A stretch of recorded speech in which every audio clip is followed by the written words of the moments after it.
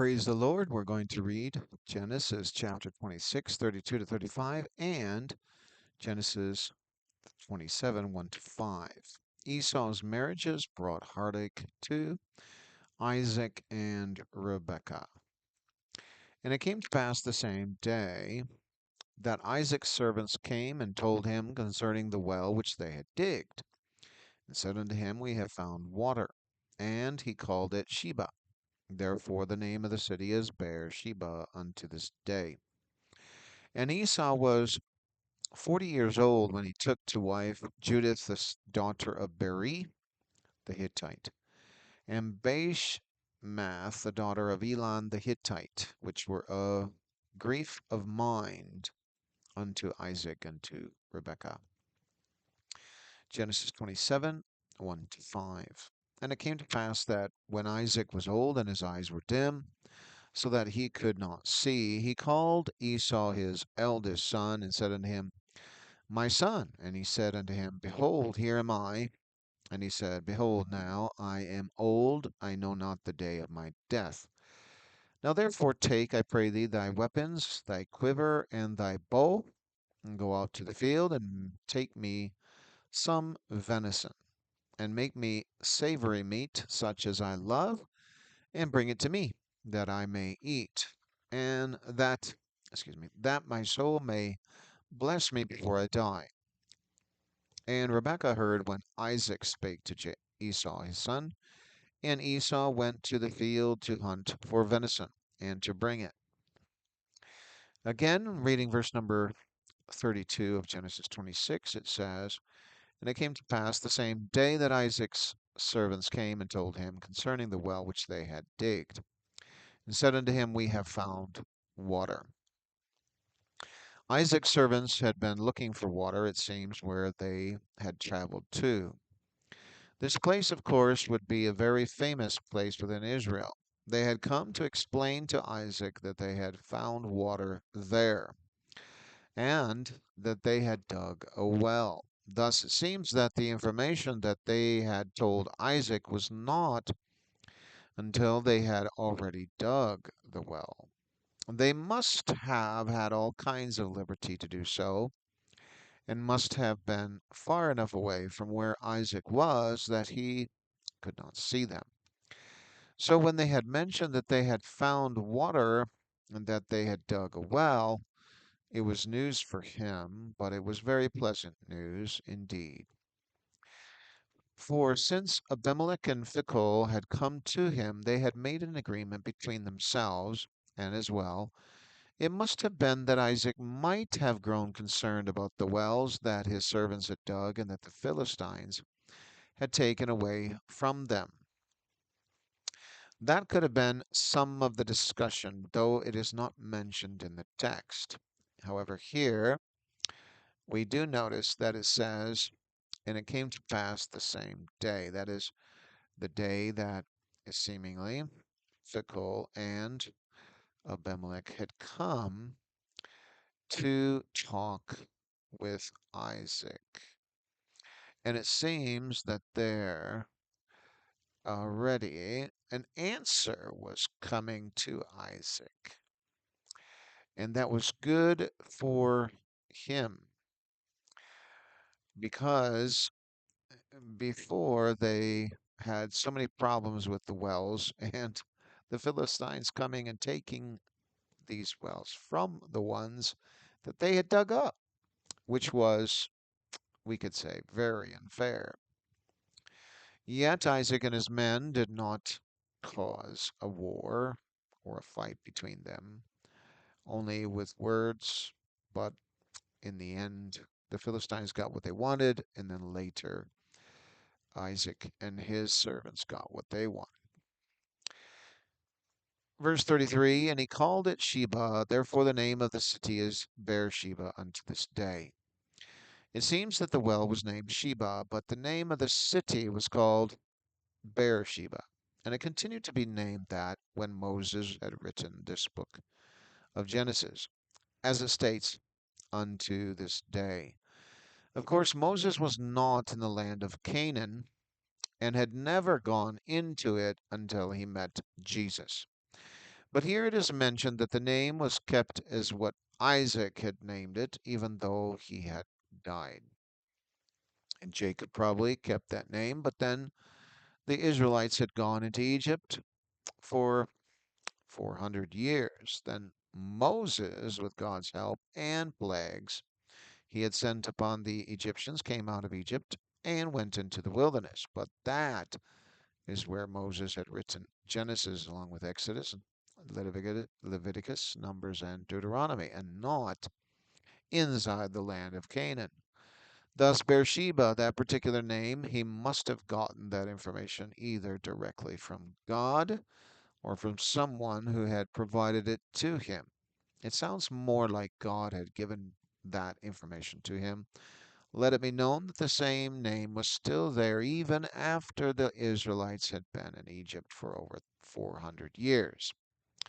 And even today, Beersheba is still a city that has the same name in Israel, and that name has been there since the time of Isaac. So, in essence, that means that the name of Beersheba had kept its original name from Isaac about 3,750 years. The bear part of the name means well, and Sheba means seven or oath.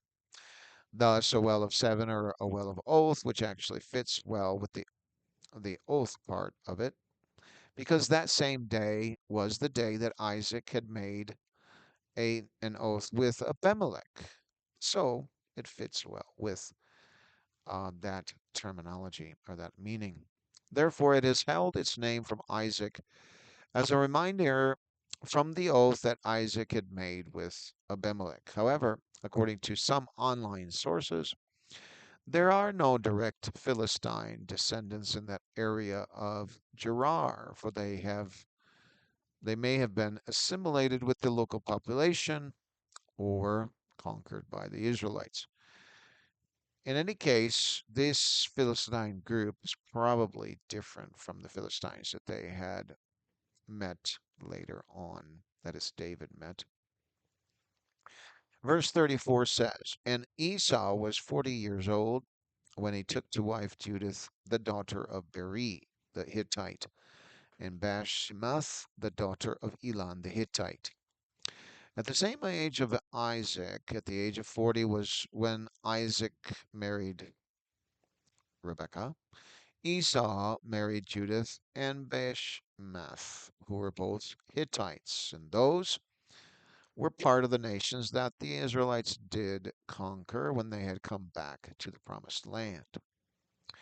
Furthermore, Isaac and Rebekah both had a grief of mind concerning those women, which meant that some of their cultural practices or their teaching received from their parents were quite different and not in line, probably with the traditional culture of Isaac. Yet they were a grief of mind to them because they had probably done things that were contrary to what they deemed as necessary to please God and according to the covenant with God. However, those women did not have a covenant relationship with God and may have done things that really had irritated Isaac and Rebekah to the extreme. However, Esau may not have found out that until later on. Esau had married two women, but Jacob had married one intentionally, but eventually ended up with four wives, or two concubines and two wives, Leah and Rachel. Yet all four of those ladies had their sons within the nation of Israel as tribes. As digitalbible.ca explains, the two Hittite women were not monotheistic, but rather they were polytheistic. And that gives us the idea that following along the lines of marrying outside of one's belief system, that is, like those that are Christian marrying unbelievers, can cause a grief of mind to those who are in the faith. Even though Isaac and Rebekah may have discussed with those women, Judith and Bashemath, about the one true God, Abraham, and the promised land, it probably did nothing to change their minds about their beliefs. They had probably stuck with their own beliefs and continued to follow their own traditions rather than taking on any of the traditions of the family in which they married into. In 2 Corinthians chapter 6, 14 to 18, it says, Be ye not unequally yoked together with unbelievers, for what fellowship hath righteousness with unrighteousness, and what communion hath light with darkness, and what concord hath Christ with Belial? Or what part hath he that believeth with an infidel? And what agreement hath the temple of God with idols? For ye are the temple of the living God, as God has said, I will dwell in them and walk in them, and I will be their God, and they shall be my people. Wherefore come out from among them and be ye separate, saith the Lord, and touch not the unclean thing, and I will receive you, and will be a father unto you, and ye shall be my sons and daughters, saith the Lord Almighty. To be yoked together in this mindset, in one sense, is to be married. Esau, who of course did not even have a Bible nor anything like it to guide his decisions, but he did have God and his dad Isaac to guide him to the right person to marry. The question might have been, why did Esau choose such women? Did Isaac and Rebekah also try to discourage Esau from marrying them? Did Isaac and Rebekah think that those two women might change? There are more questions than answers about the relationship, but once they had seen that they were not being moved or changed, that is, not following their traditions, not following their God, Esau, before he got married, could have cut it off, but it seems that he liked them for some reason. It may have been due to his heart that he, Esau, did not really have a heart for God like his father, or even like Jacob later on. Thus, with the choice of women who did not feel it necessary to change, but they thought it best to remain polytheistic and outside of the tradition of Isaac and Rebekah, as having God their God, and had they had known it, um, that, well, they staying and remaining polytheistic, that had an influence on their behavior. According to jwa.org, both of those women were daughters of Heth, and Esau had married against his own parents' desire. Further, those women spent their time in idolatry and also adultery. According to Jewish Women's Archive, it states about these two women the following, and I quote, Ada adorned herself with jewelry for harlotry, from which her name Ada is derived, with the meaning of the wearing a dayat of jewelry. That's Gen period Rabati, comma Vayashla, page 160. Ada's other name was base math, based on the exchange of names between Genesis 26:34 and 36:2. This name also attests to her deeds, for she would perfume herself, Mave Smith, for harlotry. Esau's second wife, Judith, the daughter of Beri the Hittite, was an illegitimate child resulting from an adulterous union. That is from Tanhuma, comma, Veheshev, Veheshev 1, page 1. Judith was also named Ahol, Aholibama, a name she had was given because she built places for idolatry. Bamot. She dwelled in Esau's tent, but performed her deeds elsewhere. That is, she engaged in extramarital relations. In taking two wives, Esau acted the same as the men of the flood generation, who also took two spouses, one to provide them with offspring and the other to provide them with sexual pleasure. End quote. Verse number 35, it says, which were a grief of mind unto Isaac and to Rebekah. The Bible does not clarify why those two women were a grief of mind to Isaac and Rebekah, but one could only imagine. And as the Jewish Women's Archive lets us know, to have the two women going off into extramarital affairs, that would definitely cause a grief of mind to Isaac and Rebekah. Yet, in view of what it says here in regards to Isaac and the covenant and the idea of these women being Hittites, it follows that Isaac, to give the blessing to Esau, does not make sense. Isaac may not have understood all of the things that he wished to do by putting that blessing upon Esau. We see it more clearly, but if JWA, that's Jewish Women's Archive, is correct, that could definitely be why Isaac and Rebekah had such griefs of mind.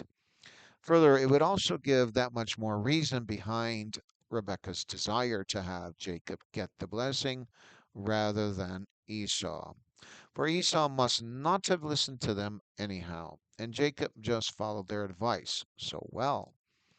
As one can see that when Isaac and Rebekah had advised Jacob to travel to Laban's house in order to get a wife, Jacob obeyed immediately. However, Esau must not have listened to the advice of his parents in getting married to the Hittite women. That is, not getting married to the Hittite women. They said, don't do it, but he did. Or it may have been that Esau did not really understand what he was doing by marrying them, and Isaac and Rebekah may not have urged Esau not to, but they, along with Esau, must have not understood the extent of how marital relations can become extremely sour by the wives not having a respect for the parents of a person and their monotheistic religion. So, reading verse number 1 of Genesis 27, it says, and it came to pass that when Isaac was old, and his eyes were dim, so that he could not see, he called Esau his eldest son, and said unto him, my son. And he said unto him, behold, here am I. What Isaac and Rebekah agreed upon was the fact that the two Hittite women married with Esau had brought them a grief of mind. That right there does not specify why they were so much of a grief of mind to Isaac and Rebekah, but it does shed light on the fact that Isaac, though grieved with Esau's decision, still thought of him giving him the blessing. But that is where the two parents differed. Rebekah did not want any further grief, it appears, but Isaac must have been overlooking it and willing, in a sense, to continue with such a grief of mind. However, with the grief of mind being put to a stop by Rebekah by her own ingenuity, it put her with more comfort of mind knowing that Jacob was going to marry ladies that had the monotheistic concept, or at least follow the family's traditions. Rebekah did not, as far as we know, and we do not understand it though, try to dissuade Isaac from giving the blessing to Esau. Maybe she had tried in a sense to dissuade him earlier, but it did not work. Therefore, Rebekah took things into her own hands by having Jacob receive the blessing rather than Esau, and Rebekah knew how to go about it in expediency, or with expediency. Verse 2 says, and he said, behold, now I am old, I know not the day of my death. When we hear of people's deaths, they live to a certain age, then pass away, but so many pass away at different times and different ages. No one is really certain of when their death may be, except, of course, in cases of disease and so on and so forth. With Isaac, he thought his death may have come at any time soon. But it was not until Jacob had gone and had come back from being with the family in the north, and that time period was 20 years. For it states in Genesis 35, 27 to 29, and Jacob came unto Isaac his father unto Mamre, unto the city of Arba, which is Hebron, where Abraham and Isaac sojourned. The days of Isaac were 180 years.